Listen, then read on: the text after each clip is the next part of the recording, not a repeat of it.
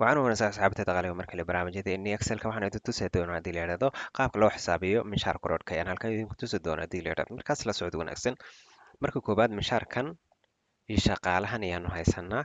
haddii sanadkan inta ay kugu kordhiso shirkadda ay ugu kordhisay shaqaalahan ay ugu kordhisay shirkaddu intaasoo barcent 8% 12 15% 12% intaa hadday ugu kordhisay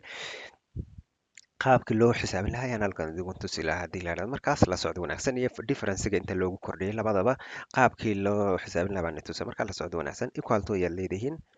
mishaarkii horaad click leedihiin lagu dhuftay ayaad leedihiin lagu dhuftay baad leedihiin kadib bracketkaad furaysiin ama parentheskaad furaysiin hal yaad leedihiin loo geeyey yaad leedihiin hal loo geeyey barsentiga lagu kordhiyey kadib waxaad xidhaysaan parentheskaad xidhaysaan inter ayaad leedihiin inter markaad dhahdaan kadib wuxuuna tusinayaa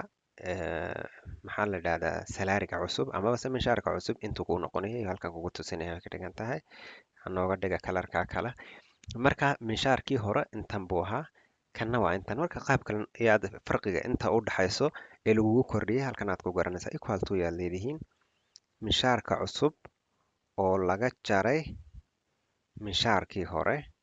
inter ayaan leenahay markuu inter dhahna kadib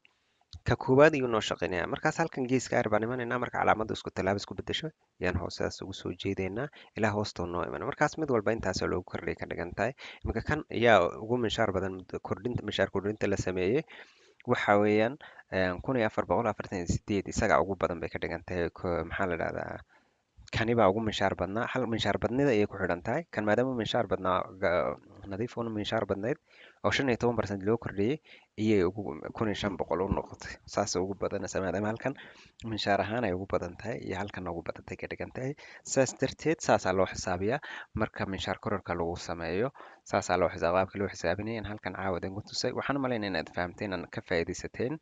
hadda kadib idinku xisaabsanaysaan wixii laidinku kordhiyo aad iyo aad baad mahadsantihiin goob walba goor walba aad joogtaan oo wanaagsan ayaan idin rajaynaya dhammaantii asxaabteeda qaaliga